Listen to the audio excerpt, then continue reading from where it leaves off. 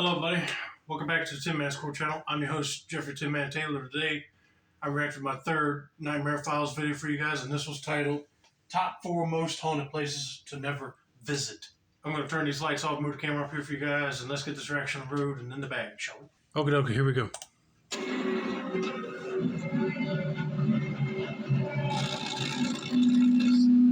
Nightmare Files.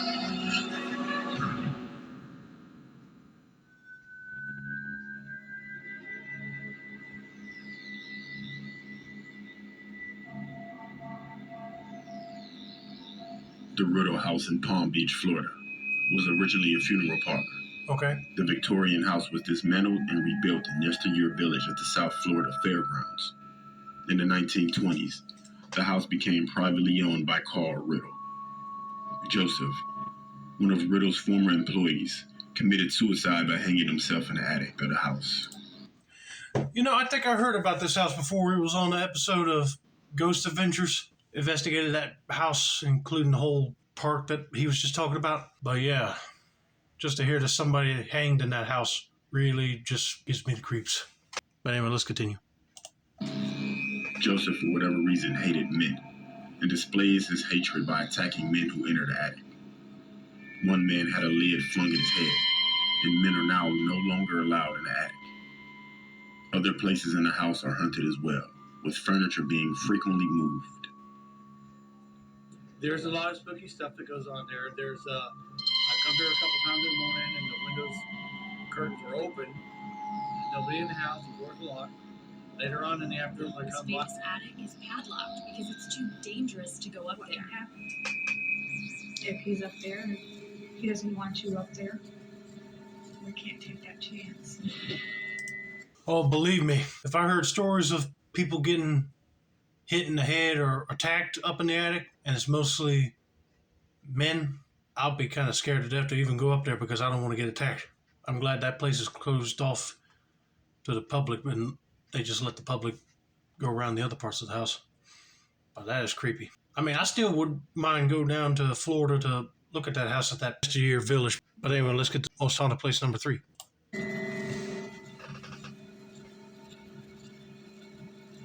In northeastern Ohio, there's a place called Helltown. In the 1970s, Boston Township was the site of a government buyout and subsequent mass eviction of citizens. The houses were intended to be torn down and the land used for a national park, but the plans never quite manifest. Driving through the dark, wooded landscape was enough to give you chills even when it was populated, let alone when you have to drive by boarded up houses. Whether based on a kernel of truth or cooked up in the heads of creative visitors, the persistent legends of Helltown add to the creep factor. Oh, believe me, if a sign said, "Welcome to Helltown," I would not even want to venture out to look at those abandoned places because it might have been an area known for gangsters to hide out in, or people did satanic rituals there.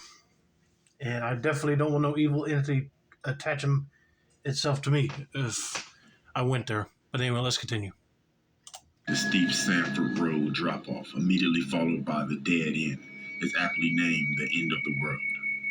If you get stuck at this dead end for too long, according to ghost stories, you may meet your end at the hands of many members of the endless parade of freaks patrolling the woods.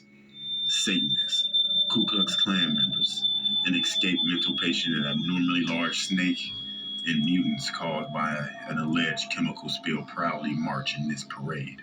Okay, that's another reason why I would not want to stay too close to the dead end road for this Helltown area or being in that site, because like he just said, you might run into KKK members or Satanists, deadly snakes, mutated people, crazy mental patients that escaped the asylum. You never know what would happen there. That's just disturbing to find out that that actually happens there and what people see there. And if you stray from the woods, you may find Boston Cemetery, home to a ghostly man, grave robbers, and the quirkiest of all, a moving tree. Okay, that's a little creepy. You go to a cemetery and you might run into either grave robbers, a ghostly man, or a moving tree.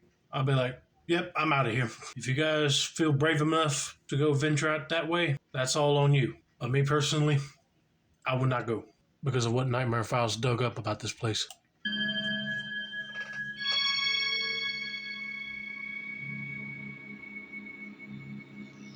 The Leap Castle is an Irish castle who was built by the O'Bannons in the 15th century and was taken over by the ruling of the O'Carrolls. After the death of Maroney O'Carroll, a fierce rivalry erupted, culminating in two brothers struggling for control. One of the brothers, a priest, was brutally murdered in his own chapel in front of his family by the other brother. This chapel is now known as the Bloody Chapel. Many people were held prisoner and executed at the castle. The castle was rumored to be haunted by a vast number of spirits, including a violent hunched beast known as only the Elemental. It is most recognizable by the accompanying smell of rotting flesh and sulfur. Okay, that is just sad to hear that two brothers start arguing over who gets control of the castle, and one of the brothers had to kill the brother that was a priest. Oh man, I know where he'll be going when his time was up on this world. But just to imagine years later that people witness seeing something that looks like a creature that's bent over and they just call it the elemental and they start smelling sulfur. That's not good. Something tells me something demonic has taken over that place. But to be honest with you, during the daytime, I wouldn't mind exploring that, but during night, not at all. Because I know I'll be scared to death if I saw something matching the description of what he's just described. Elemental looking in nature. While renovating the castle, workers discovered a dungeon, accessible only through a ceiling hatch, into which prisoners are thrown, then forgotten and left to die. This particular dungeon contained 3 cartloads of human remains. It was filled with spikes to impale those thrown into the depths. Golly, to think that they didn't get tortured enough, and then all of a sudden when you throw them to the dungeon, they land on spikes. This makes my back hurt just thinking about that. At least they were able to leave their bodies in soul form just to escape that torturous place, but that's just one painful way to go. The Shades of Death Road is 7 miles of countryside, and along that stretch it gives us no clues as to the origin of the eerie name. Spooky name aside, you have much to fear along this road. South of the ID overpass lies an officially unnamed lake that most will tell you is called Ghost Lake. This lake is frequently the home of specter-like vapors, and the sky is supposed to be unusually bright, no matter what time of night you are there. In the 1990s, some visitors found hundreds of photographs scattered in the woods just off the road. They took them and they shared them. Most of the disturbing images showed television changing channels. Others showed women, with their faces blurred and somewhat difficult to identify, lying on some sort of metal object, conscious but not smiling. Local police began an investigation after these photos were published, and they ran an item with the photos, but the remainder disappeared shortly afterwards. That would be creepy to find on a desolate, long country road called Shades of Death. I mean, I would like to know who in the world came up with that name for a road. It seems like a hot spot for criminals to dump their crime evidence, but it's just disturbing that people found photos, what looked like women that were tortured or fuzzy TVs. I mean, that's just creepy. But anyway, I hope you all enjoyed this video, and please don't plan on going to any of these places because you never know what might happen to you if you go. Don't forget to like, subscribe, turn on those post notifications for more Nightmare Files content like this. This has been another successful installment of Tin Man's Core channel. I'm your host, Jeffrey Tin Man Taylor, and I said that's a wrap, and have a nice day, y'all.